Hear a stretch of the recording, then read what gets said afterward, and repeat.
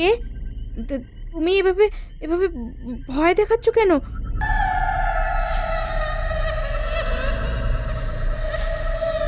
আমি কেন মারা গিয়েছিলাম? আজকে ফিরতে অনেকটা দেরি হয়ে গেল। উফ, উনি বোধহয় আজকে প্রচণ্ড রেগে যাবেন আমার ওপরে। খাবারটাও করে আসতে পারিনি। জানি না মানুষটা কাজ থেকে ফিরে কি খাবার মুখে দেবে। কে? এত তাড়াহুড়োর মাঝে রয়েছি, আর তার উপরে এত ক্লান্ত আমি। তাই বোধ হয় এমন হচ্ছে। অনেকটা সময় নষ্ট হয়ে যাচ্ছে। তাড়াতাড়ি এবার বাড়ি ফিরে যেতে হবে। তাড়াতাড়ি যাই।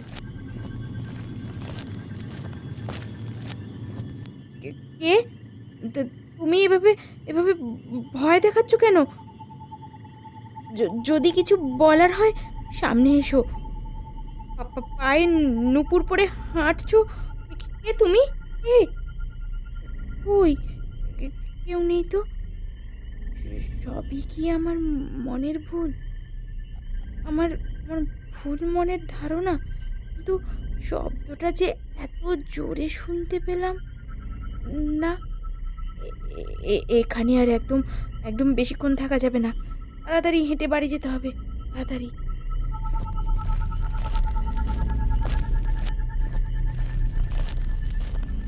বাঁচাও! বাঁচাও! কে আছো? কে আছো? বাঁচাও! বাঁচাও!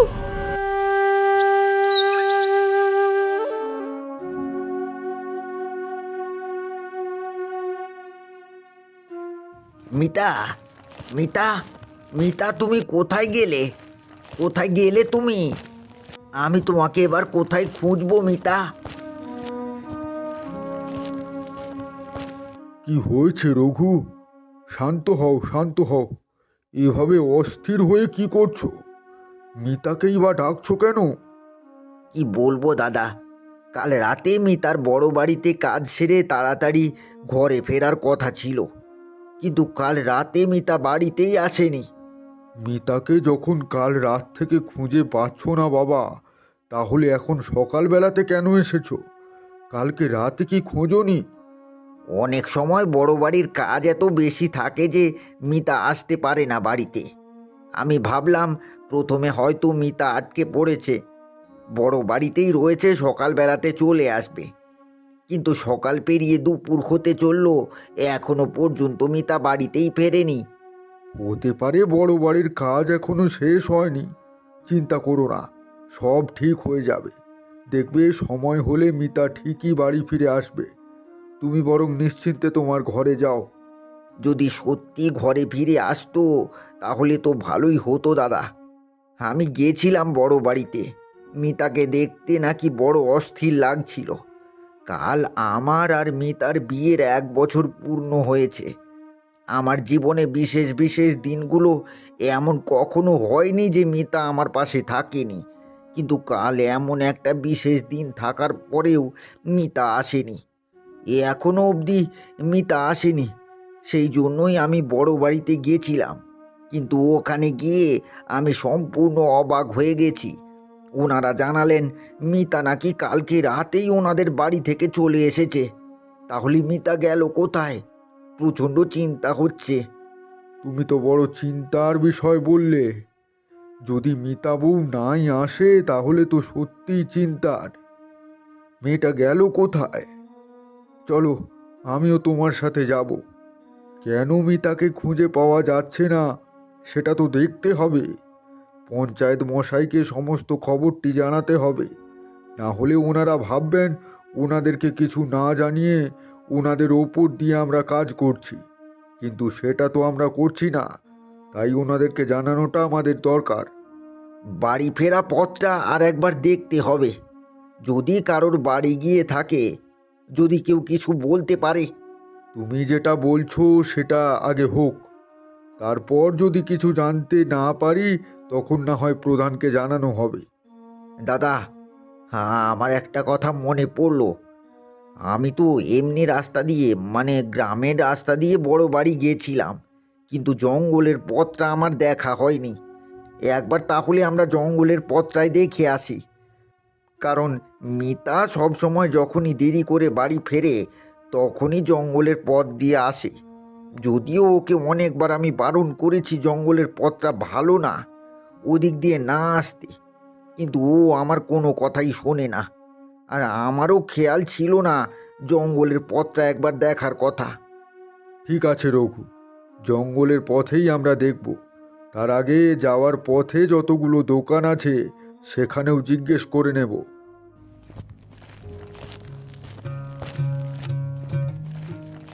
দাদা, আপনি কালকে রাতে বা আজকে সকালে কোনো ভদ্র মহিলাকে দেখেছেন?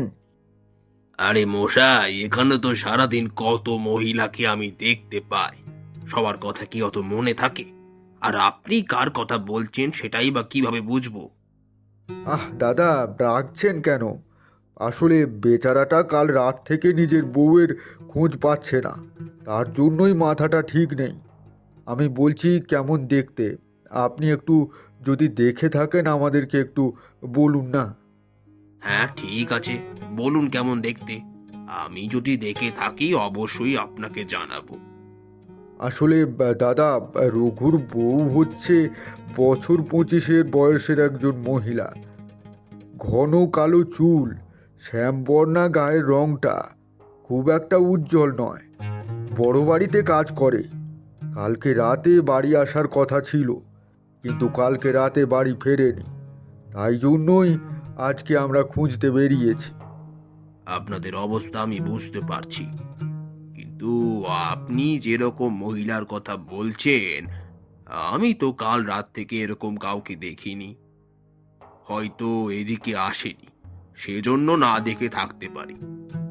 বড় বাড়ি যাবার তো আলাদা একটা রাস্তা রয়েছে, ওদিকে একবার খোঁজ নেবেন। যদি ওই দিক দিয়ে এসে থাকে বা কোথাও গিয়ে থাকে, তাহলে হয়তো খোঁজ পেলেও পেতে পারেন। আরে মশাই, না দেখে কি বলছি বলুন আপনাকে? খুঁজেছি তো, পাচ্ছি না বলেই তো আপনাকে বলা, তাই না? রঘু, তুই চুপ করবি? বউকে খুঁজে পাচ্ছিস না বলে কাকে কি বলবি সেটাও কি তোকে এখন শিখিয়ে দিতে হবে? আপনি দাদা ওর কথায় কিছু মনে করবেন না, হ্যাঁ? ওর মাথাটা একটুও ঠিক নেই সকাল থেকে। ওর হয়ে আমি আপনার কাছে ক্ষমা চাইছি। না না, ঠিক আছে, আপনাদের পরিস্থিতি আমি বুঝতে পারছি। আপনারা যান, আগে খুঁজুন। দাদা, এবার চলো, আমরা জঙ্গলের পথেই যাই। আমার মন বলছে ওখানে কিছু একটা ঘটেছে। হ্যাঁ, আমার কিছু ভালো লাগছে না। তাড়াতাড়ি চলো। ঠিক আছে, এখনই যাব আমরা। আর এক মুহূর্ত এখানে দেরি করাটা ঠিক হবে না।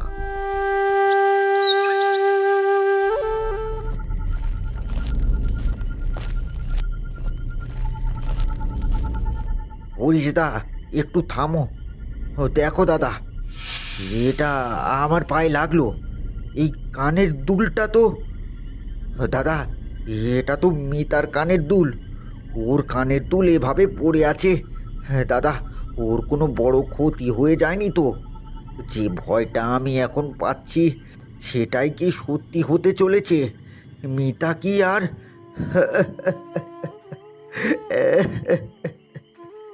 থাম থাম, এখনই ভেঙে পড়িস না। শুধু একটা কানের দুল দেখেই তুই এত ভেঙে পড়লে আমরা মিতাকে খুঁজবো কি করে? আমাদেরকে মিতাকে খুঁজতে হবে। আমার মনে হয় মিতা ঠিকই থাকবে। আমরা একটু চেষ্টা করলেই ওকে খুঁজে পাবো। আমাকে মিথ্যে সান্ত্বনা দিচ্ছ দাদা? আমি ভেঙে পড়েছি, তুমি দেখতে পাচ্ছ? এটা কি? এটা মিতার কানের দুল। ওর কানের দুল এখানে কি করে পড়ে থাকবে তুমি বলো তো?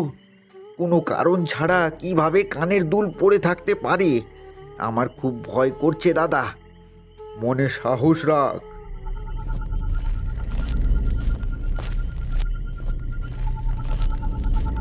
হ্যাঁ দাদা, হ্যাঁ দেখো তুমি, এটা শাড়ির ছেঁড়া অংশ, শাড়িতে রক্ত লেগে।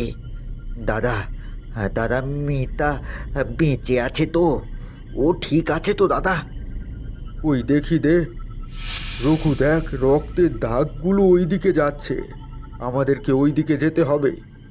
হ্যাঁ, আমি যাব না। হ্যাঁ, আমার ভয় লাগছে। হ্যাঁ, আমি এই সত্যির মুখোমুখি হতে পারবো না। চুপ কর, যেতে হবে, চল।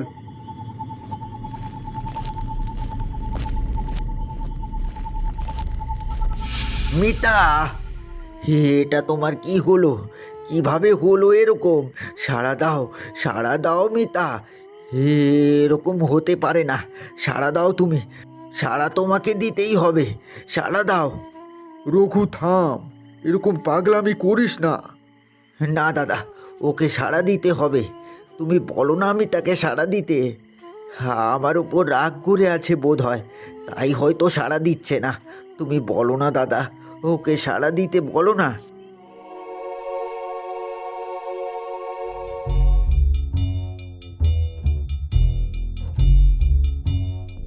দাদু, তাহলে মিতা ওই পাগল লোকটার বউ? কবেকার ঘটনা দাদু? তবে থেকে কি উনি এমনি পাগলের মতো চলাফেরা করেন?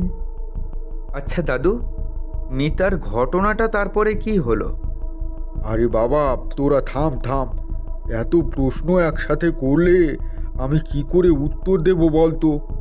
বলছি, সব প্রশ্নের উত্তর একটা একটা করে আমি বলছি। এই ঘটনাটা আজকের নয়, আজ থেকে প্রায় 1 বছর আগেকার ঘটনা। ঠিক সেদিন থেকেই আজ অবধি যদি কেউ ওই জঙ্গলে যায়, সে আর জঙ্গল থেকে ফেরে না। এমনকি প্রত্যেক পূর্ণিমার রাতেই বাইরে থাকতে ভয় পায় এখানকার মানুষেরা। যদি কাউকে বাইরে দেখা যায় বা কেউ যদি বাইরে থেকে যায়, তাহলে তার আর বাড়ি ফেরা হয় না। আমরা ধরে নিই সে আর এই পৃথিবীতে নেই। আমার কথাটার তো উত্তর দিলে না দাদু। মিতার ব্যাপারটা শেষ অবধি কি হলো? কোনো কি চেষ্টা করা হয়নি মিতা বৌদি কিভাবে মারা গেছে সেটা জানার? সেটা তো চেষ্টা করা হয়েছিল, অনেক চেষ্টা করেছিল সবাই মিতার ঘটনাটা জানার জন্য। কিন্তু যারাই চেষ্টা করেছিল ওই জঙ্গলে যাওয়ার, তারাই যে আর ফেরেনি। তাই ধীরে ধীরে ভয় গ্রাস করে। কেউ আর সাহস করে উঠতে পারেনি মিতা কিভাবে মারা গেল সেটা জানার। এই গ্রামে এসব ঘুরছে, তারপরেও তোমরা এখানে কেন থাকছো তাহলে দাদু? তোমরাও আমাদের মতো শহরে চলো, শহরে গিয়ে থাকবে। চাইলেই কি আর সব কিছু করা যায়? তোমরা তো শহরের মানুষ বাবা। গ্রামের মানুষদের নিজেদের ভিটে মাটির প্রতি টান তোমরা বুঝতে পারবে না। এখানকার মানুষ মরে যাবে, তবুও নিজেদের বাড়ি ঘর ছেড়ে কোথাও যাবে না।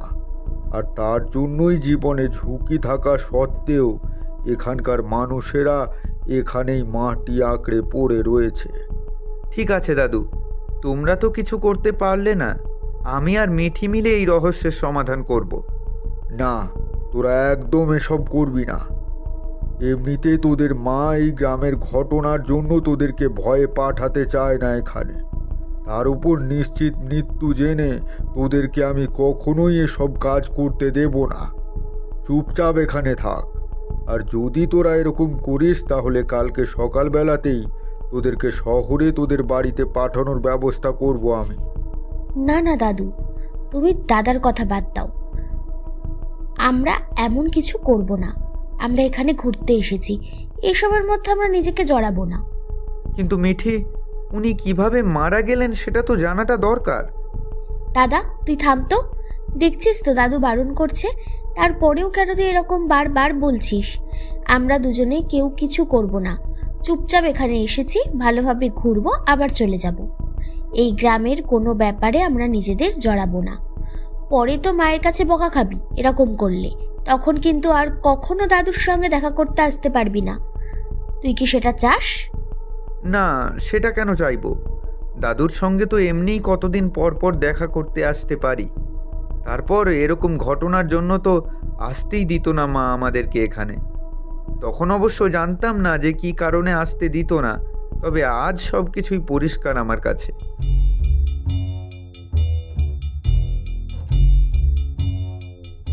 হয়েছে, অনেক গল্প হয়েছে, এখন সবাই ঘরে চলো। রঘু ঠিক হয়তো বাড়িতে চলে যাবে।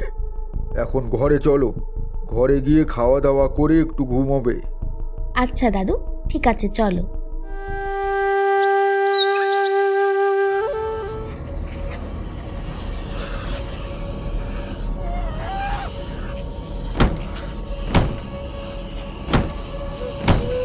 কিসের শব্দ দাদু? এত জোরে জোরে কে ধাক্কাচ্ছে? মানুষের আওয়াজ এটা? দাদু, আমার খুব ভয় করছে। কি কাঁদছে বাইরে? দাদু, আমাদের কোনো বড় ক্ষতি হবে না তো? পরশ বাবা, দরজার কাছে যেও না। দরজা খোলার কোনো দরকার নেই। এভাবেই ঘুমিয়ে থাকো, দেখবে কিছুক্ষণ পরে আওয়াজ নিজে থেকেই বন্ধ হয়ে যাবে। দাদু, কে এসেছিল বাইরে? এত ভয়ঙ্কর আওয়াজ কার? তুমি আমাকে দরজা কেন খুলতে দিলে না? তুমি কি বাইরের আগুনটা নিভিয়ে দিয়েছিলে? হ্যাঁ দাদু, আসলে ঘুমাতে যাব তো, সেই জন্য ভাবলাম নিভিয়ে দিই। রাত তো অনেক হয়েছে। আজ করেছো বাবা, আর কোনো দিন করবে না। আজকে তোমার এই একটা কাজ আমাদের সবার জীবন নিতে পারতো। আমাকে না জানিয়ে এখানে তুমি কিছু করবে না বাবা। কেন দাদু, তুমি আমাকে সব কিছুতে এত বারণ করছো কেন? এখনো সঠিক সময় আসেনি। সময় হলে তুমি সবই জানতে পারবে।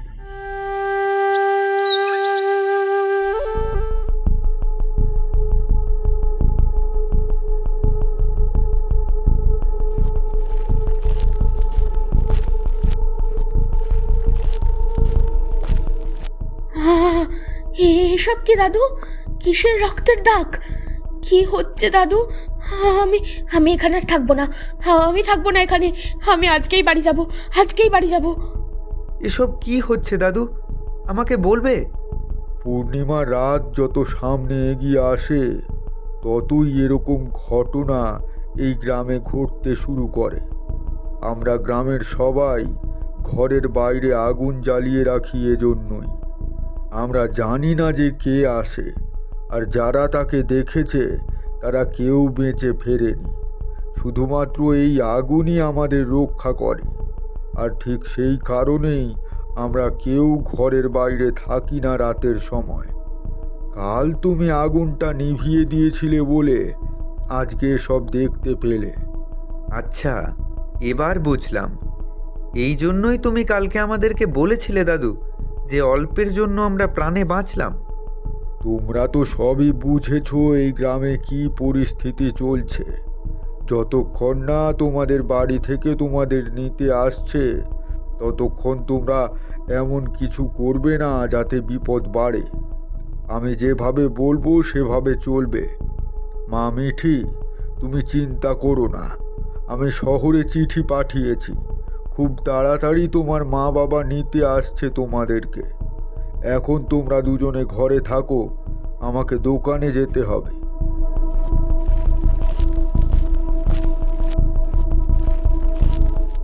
এখানকার মানুষের এত ভয় কেন?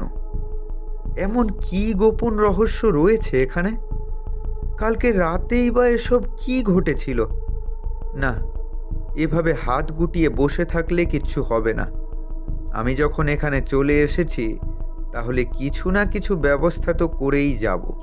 কি ভাবছিস দাদা? তখন থেকে কি বিড়বিড় করছিস মুখে? তোর মাথায় কি অন্যরকম কোনো চিন্তা ঘুরছে? চিন্তা তো অনেক কিছুই ঘুরছে মিঠি। এখানকার পরিস্থিতি দেখেছিস একবারও? এখানকার মানুষেরা ভয়ে ভয়ে নিজের জীবন কাটায়।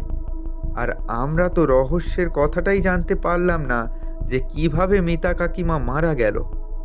তারপরে কালকের ওই ঘটনাটা তোর মনে কি কোনো খটকা দেয়নি? সত্যি করে বলতো।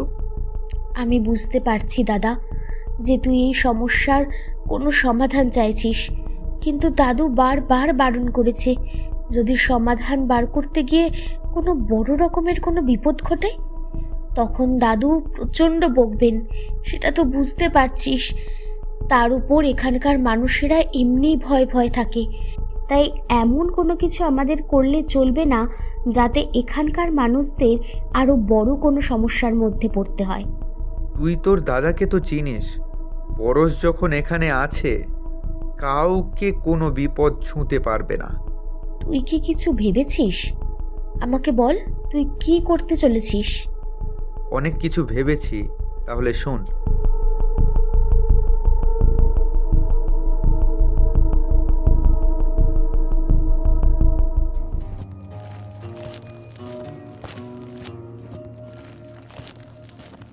আরে, আমার দোকানের পাশে এত ভিড় কেন? কি হয়েছে দাদা? এখানে এত ভিড় জমিয়ে রেখেছেন কেন? আপনি জানেন না কালকে কি ঘটেছে? কি ঘটেছে? কি জানবো আমি?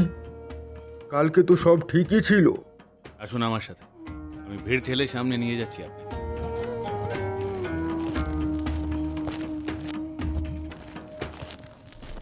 আপনার দোকানের সামনে কি ঘটেছে দেখুন।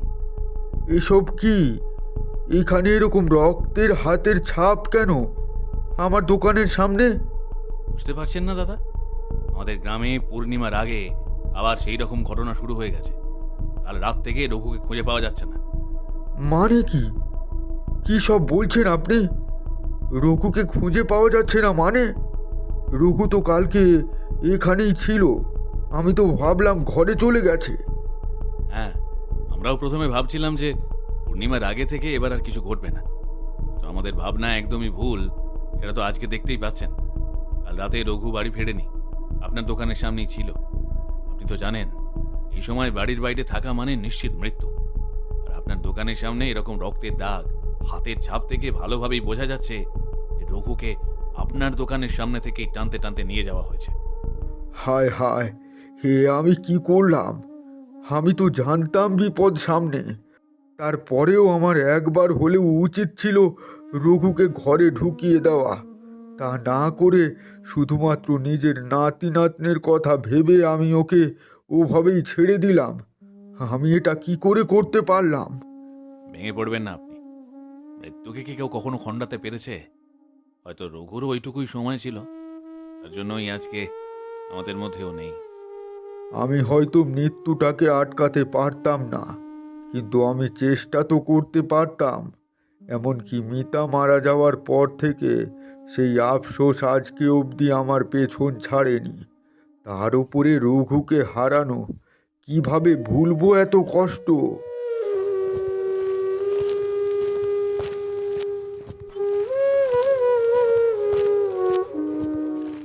কি হয়েছে দাদু?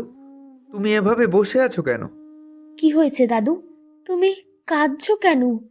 এখানে এত লোকজন জমা হয়েছে কেন? এসব কি? এত রক্তের দাগ কিসের? রঘু আর আমাদের মধ্যে নেই।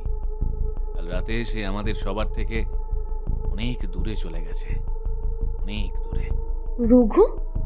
মানে মিতা রঘু? আমি সব কিছু বুঝতে পেরে গেছি। তার মানে কাল রাতে আমাদের বাড়িতে যেটা ঘটেছিল সেটাই এখানে ঘটেছে। তোদেরকে আর এখানে একদিনও রাখবো না আমি। আমি চাই না যে তোদের উপরে কোনো বিপদ আসুক। কাল আমার একটা ভুলের জন্য আজ আমার বন্ধু আমার সাথে নেই। হয়তো নিজের মধ্যে ছিল না, কিন্তু বেঁচে তো ছিল। কালকে যদি আমি ওকে বাড়ি পৌঁছে দিতাম, হয়তো আজকে ও এই পৃথিবীতে থাকতো। তোমাদের মা এলে সাথে সাথে আমি তোমাদেরকে পাঠিয়ে দেব শহরে। তাড়াহুড়ো করো না দাদু, আমরা তো তোমার সব কথাই শুনছি। বলো, মা আসুক, তখন না হয় আমরা ফিরে যাব। ততক্ষণ অন্তত এখানে থাকতে দাও তোমার কাছে। হ্যাঁ দাদু, আমি তোমার কথা অমান্য হব না। আমাকে তোমার কাছে থাকতে দাও দাদু। আমি আমার নিজের বন্ধুকে বাঁচাতে পারলাম না। কেন যে তোদেরকে নিয়ে এলাম? তোদের উপর কত বড় বিপদ তোরা বুঝতেও পারছিস না। আমি না বলা পর্যন্ত তোরা একদম ঘরের বাইরে বেরোবি না, এমনকি এখানে পর্যন্ত আসবি না। তোমাকে শান্ত করার জন্য এই মুহূর্তে যেটা ঠিক মনে হয় সেটাই করব দাদু, কিন্তু এই রহস্যের সমাধান যে করতেই হবে। এই গ্রামে যখন এসেছি, এই গ্রামের মানুষদেরকে বিপদের হাত থেকে আমাকে বাঁচাতেই হবে। তারপরেই এই গ্রাম থেকে আমি শহরে ফিরব। তুমি যা চাইছো তাই হবে দাদু। তুমি আর বেশি চিন্তা করো না, চলো ঘরে ফিরে চলো। আজকে তো পূর্ণিমা, আজকে আর বেশিক্ষণ বাইরে থেকো না। আজকে আর বেশিক্ষণ বাইরে থেকে কাজ নেই। আজকে তোমাকে দোকান খুলতে হবে না দাদু, ঘরে চলো।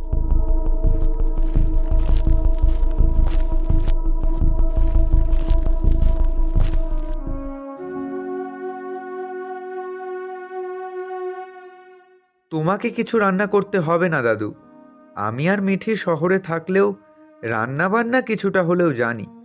আজকে আমরা তোমার 2 নাতি নাতনি মিলে তোমাকে রান্না করে খাওয়াবো।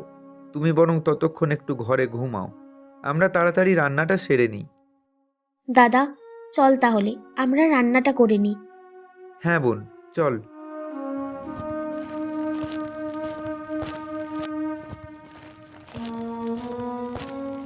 দাদা তোকে এত চিন্তিত লাগছে কেন? তুই কি কিছু ভাবছিস? বোন, তোর কি মনে আছে আমি সকালবেলা তোকে কি বলেছিলাম? হ্যাঁ দাদা, আমার সবটা মনে আছে। আমাদের হাতে একদম সময় নেই বোন। যদি এই গ্রামের মানুষদেরকে বাঁচাতে হয় তাহলে আজকে আমাদেরকে আসল রহস্যটা জানতেই হবে। আর তার জন্য আমাদেরকে যে সিদ্ধান্তটা আমরা নিয়েছি সেই সিদ্ধান্ত অনুযায়ী কাজ করতে হবে। কিন্তু দাদা, দাদু এত চিন্তা করছে, দাদুকে ফেলে আমরা কি করে যাব বল? আমি জানি দাদুর কথা যে আমার মাথায় আসেনি তা নয়, কিন্তু তুই বল বোন, এখন যদি আমি শুধু দাদুর কথা ভাবি তাহলে হয়তো দাদুকে আমি ভালো রাখতে পারবো, কিন্তু সেটা কতদিনের জন্য বলতো? পরিস্থিতি থেকে পালিয়ে যাওয়াটা কি পরিস্থিতির মোকাবিলা করা হলো? আমি চাইছি সমস্যাটা মূল থেকে নষ্ট করে দিতে। আজকে যদি দাদুর কথা শুনে আমি না যাই, বাইরে না বেরোই, তাহলে হয়তো আমরা ভালো থাকবো, দাদু কিছুক্ষণের জন্য ভালো থাকবে, কিন্তু যখন আমরা শহরে চলে যাব তখন তো দাদু এবং গ্রামের বাকিরা আবার সেই ভয়ে ভয়ে থাকবে। বিপদ তো শুধু এই গ্রামের লোকেদের না, আমাদের দাদুরও। তা তো জানি দাদা, তাহলে একটা কাজ করি না, শহরে দাদুকেও নিয়ে চলে যাই আমাদের সাথে, তাহলে তো আর দাদুর উপরে বিপদ আসবে না। মিঠি, তুই আমার বোন হয়ে তুই এরকম কথা কি করে বলতে পারলি? তুই শুধুমাত্র নিজের স্বার্থ দেখছিস। দাদু আমাদেরকে কি বলেছিল মনে নেই? এখানকার মানুষরা নিজেদের ভিটে মাটিকে এতটাই ভালোবাসে, যদি জীবন চলে যায় তো যাবে, কিন্তু তারা ভিটে মাটি ছেড়ে কোথাও যাবে না। তোর কি মনে হয় দাদু এই বাড়ি ছেড়ে যাবে কোথাও? কোনোদিন কখনো যাবে না। তার জন্য যদি দাদুকে বিপদের মুখোমুখি হতে হয় তাতেও রাজি। আর দাদুর যেরকম আমাদের প্রতি কিছু দায়িত্ব আছে, আমাদেরও তো নাতি নাতনি হিসেবে দাদুর প্রতি কিছু দায়িত্ব থেকে যায়। এইভাবে বিপদের থেকে ভয়ে লুকিয়ে আমি বাঁচতে শিখিনি। বিপদকে এড়িয়ে যতই চলে যাই না কেন, আমাদের বিপদ কি তাতে শেষ হয়ে যায়? হয় না। তার জন্য আমি সিদ্ধান্ত নিয়েছি যে তুই আর আমি মিলে এই বিপদটাকে পুরোপুরিভাবেই গ্রাম থেকে দূর করে দিতে হবে। কিন্তু দাদা, তুই তো বুঝতে পারছিস না। দেখ বোন, তুই যদি আমার সাথে না আসিস তাহলে আমি একাই যাব, কিন্তু এই সমস্যা আমি সমাধান করে তারপরে শহরে ফিরব। আর যা করার আজকে রাতেই করব, কারণ হাতে আর একটুও সময় নেই। আজকেই পূর্ণিমা। ঠিক আছে, রাত্রিবেলা দাদু ঘুমানোর পরে আমরা আমাদের কাজ করব। এই তো আমার বোনের মতো কথা। আচ্ছা, এখন তাড়াতাড়ি রান্নাটা করে নিই। দাদু অনেকক্ষণ কিছু খায়নি, তার উপর ভয় পেয়ে রয়েছে। তাড়াতাড়ি খেয়ে নিয়ে আজকে রাতের অপেক্ষা করতে হবে আমাদের।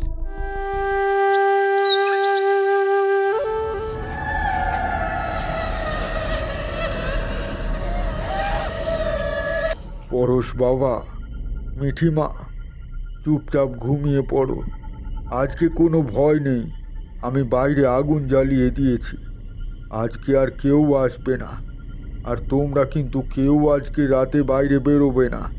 বুঝতেই পারছো আজকে পূর্ণিমা রাত, তাই বাইরে কিন্তু একদম বেরোনো যাবে না। বিশেষ করে পরশ বাবা, তোমাকে কিন্তু আমি বাইরে যেতে বারবার বারণ করছি, তাই দাদুর কথা শুনবে। হ্যাঁ দাদু, আর কে আছে তুমি ছাড়া আমাদের এখানে? তোমার কথা শুনবো না তা কি কখনো হতে পারে? তুমি ঘুমাও, আমরাও ঘুমিয়ে পড়ি। তোদের দুজনকে শহরে পাঠালেই আমার শান্তি। এবার ঘুমিয়ে পড়।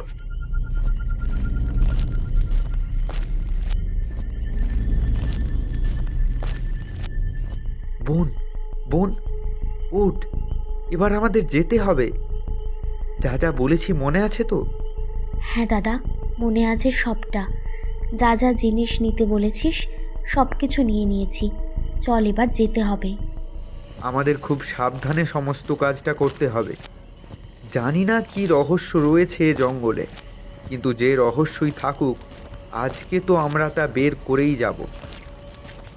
মিঠি, লণ্ঠনের আগুনটা জ্বালা। এই আগুনই আমাদেরকে রক্ষা করতে সাহায্য করবে। দাদা, তুই হাতে মশাল বাতি নিয়েছিস তো? মশাল বাতিটা আমি এখন জ্বালাবো না, যখন সঠিক সময় আসবে ঠিক তখনই এর কাজ হবে। দাদা, কীরকম নিঝুম একটা জঙ্গল। হ্যাঁ, আমার খুব ভয় লাগছে। চারদিকটা এত চুপচাপ। তুই কার খোঁজ করছিস? আমরা এখানে কার জন্য এসেছি সেটুকু পর্যন্ত আমরা জানি না। জানি না বলেই তো জানতে এসেছি। এই রহস্যটা ভেদ না করতে পারলে তো এখানকার মানুষের কষ্ট কোনোদিনই দূর হবে না। কতজন মানুষ মারা গেছে বলতো? এর একটা সমাধান না হলে আরও কতজন মারা যাবে তার ঠিক নেই। আচ্ছা দাদা, যদি আমাদেরকে মেরে ফেলে, হ্যাঁ, আমরা যদি আর ফিরতে না পারি? দাদা, দাদু যে খুঁজবে, দাদুর কাছে যাব। দাদু বারবার বারণ করেছিল। কেমন নিশ্চুপ সব কিছু। এখানে থাকবো না, চল ফিরে যাই। হ্যাঁ, আমাদের অত দেখে কাজ নেই। তুই কি থামবি? কখন থেকে শুধু বলেই যাচ্ছিস। তুই এরকম করে কথা বলতে থাকলে তো আরও বড় বিপদে পড়ব। দাদুর কথা মতো জঙ্গলের মাঝ বরাবর যাব।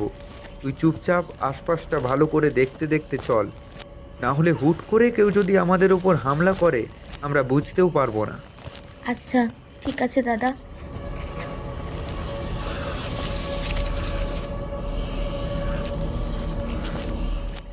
দাদা, নুপুরের শব্দ। দাদা, দাদা বাড়ি চল, দাদা বাড়ি চল। আর এখন ফিরে যাওয়ার সময় নেই, চারিদিকে ভালো করে খেয়াল কর।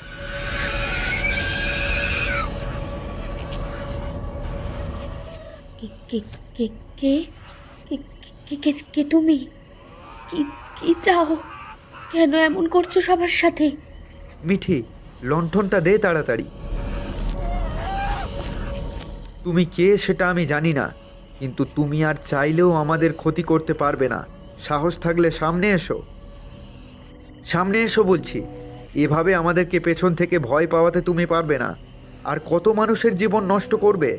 তোমাকে এইভাবে মানুষ মারতে আমি আর দেব না। আজ আমি তোকে মেরে ফেলবো, আর এভাবে আমি এই গ্রামের একটা মানুষকেও মারা যেতে দেব না। মিঠি, তাড়াতাড়ি চল। আজকে কিন্তু আমাদের ওকে ধরতেই হবে। এরপর আর সুযোগ পাবো না। যেভাবেই হোক এই সমস্যার সমাধান করতেই হবে।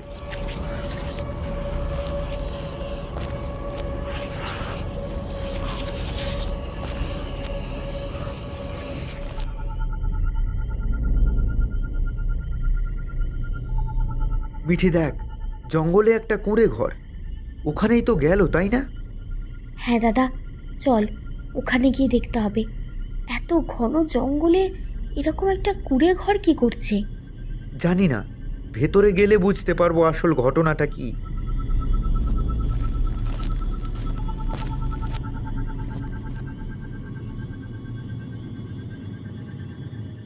আপনি কে? এখানে কি করছেন? আর এইভাবে একটা পশুকে আপনি কিভাবে আগলে রাখছেন? আপনি কি জানেন কত মানুষ মারা যাচ্ছে এর জন্য? প্রতিদিন গ্রামে কত লোক ভয়ে ভয়ে ঘুমোতে যাচ্ছে এর জন্য। আপনার কি কোনো ধারণা আছে? ওকে মেরো না বাবা, ওকে মেরো না। এত সহজে তো ছাড় পাবে না। আজকে যদি আমি ছেড়ে দিই, কাল থেকে আবার কেউ না কেউ মারা যাবে।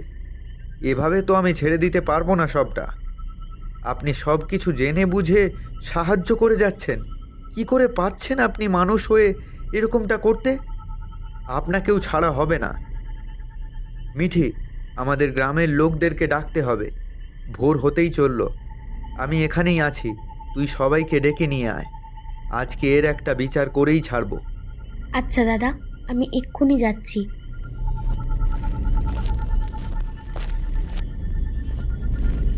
সবাই শোনো শোনো, সমস্যার সমাধান হয়েছে।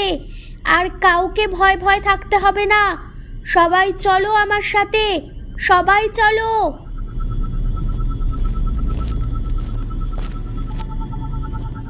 তুই বাইরে কি করছিস মিঠিমা?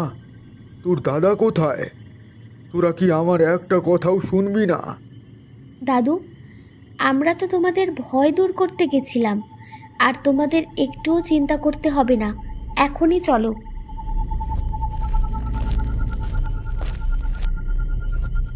দাদা তোমাদের সবাইকে জঙ্গলে ডেকেছে, যার জন্য এতদিন তোমরা ভয় ভয় ছিলে, আজকে সে ধরা পড়েছে। আর কোনো রকম কোনো চিন্তা করতে হবে না। তাড়াতাড়ি চলো সবাই, বেশি দেরি করলে হবে না। ঠিক আছে, চলো চলো। ঠিক আছে, চলো চলো।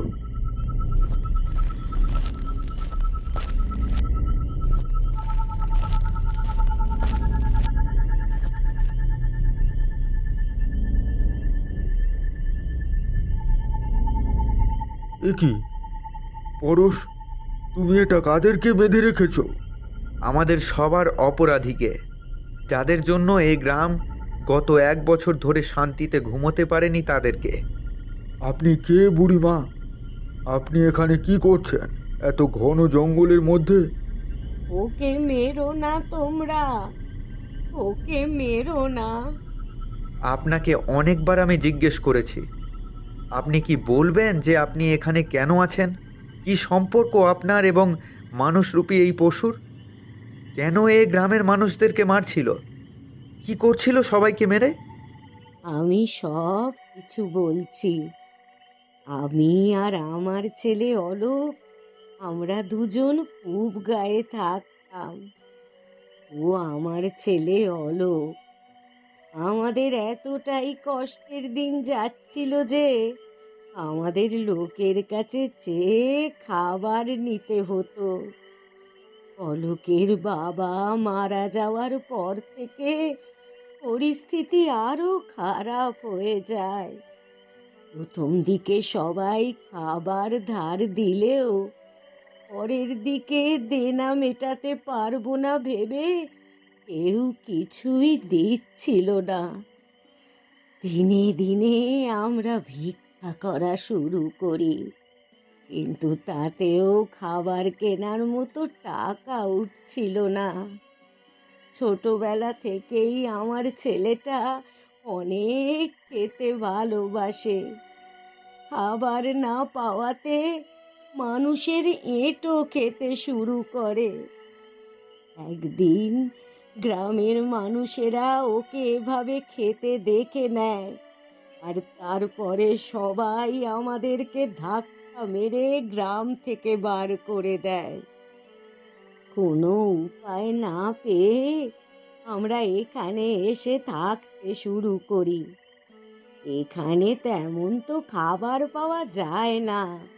খাবার খেতে না পেয়ে জঙ্গলে পশুদের দেখে অলোক কাঁচা মাংস খেতে শুরু করে। আর তারপর ঘটে সেই ঘটনা।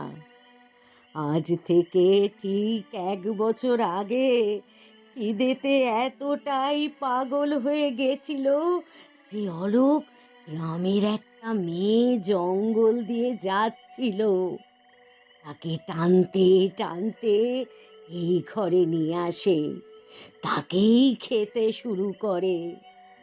অলোকের পায়ে এই নূপুরটা আমি পরিয়েছি। ও কোথায় যায়, কখন যায়, কিছুই বুঝতে পারি না।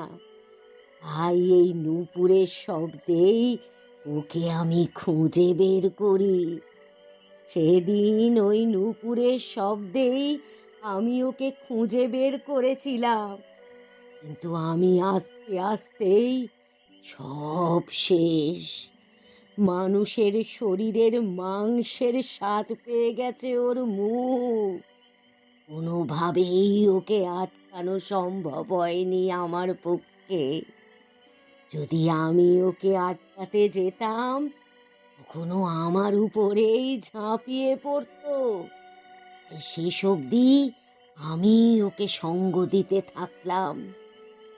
আপনারাই বলুন, একজন অসহায় মা হয়ে আমি কি করতাম? নিজের জীবন বাঁচানোর জন্য, নিজের ছেলেকে বাঁচানোর জন্য শেষ পর্যন্ত আমি চুপচাপ সব সহ্য করে গেলাম। কোনো দোষ নেই ওর। ও তো জানে না যে ও কত বড় ক্ষতি করে ফেলেছে। আপনারা ওকে ছেড়ে দিন। ছেড়ে দেব? এত সহজে ছেড়ে দেওয়া তো যায় না। আমি মানলাম আপনারা অনেক কষ্ট পেয়েছেন, তার মানে তো অন্য মানুষের ক্ষতি করে নয়। এটা তো শুধু ক্ষতি নয়, বরং মানুষকে মেরে ফেলা। এর শাস্তিও সেরকমই ভয়ঙ্কর হবে। আজকে এদের দুজনকে ফাঁসিতে দেওয়া হবে। কখনোই পরিস্থিতি যেমনই থাকুক না কেন, কোনো মানুষকে হত্যা করা আর এই রকম এতটা জঘন্য একটা কাজ করাকে আমরা কখনোই মেনে নিতে পারি না। জীবনে ভুল হলে সেখানে দ্বিতীয় আমরা সুযোগ দিতে পারি মানুষকে শোধরানোর, কিন্তু এরকম মানুষ হত্যার মতো পাপ করলে তার পরিণাম ভয়ঙ্কর হয়।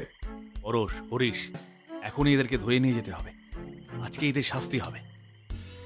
তোমাকে অনেক অনেক ধন্যবাদ বাবা। সেদিন ওই দুর্ঘটনাতে মৃত্যুর পর থেকে আমি আজও শান্তি পাইনি।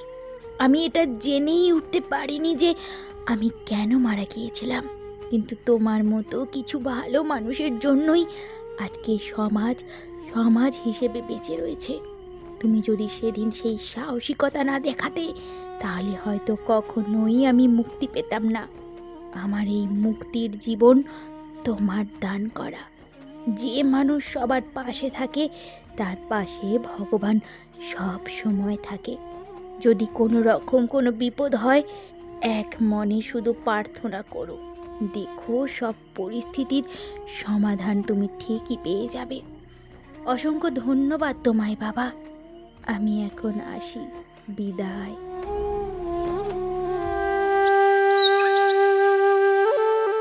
বাবা পরশ, মিঠিমা, চলো, আমরা চলে এসেছি। হ্যাঁ মা, আসছি।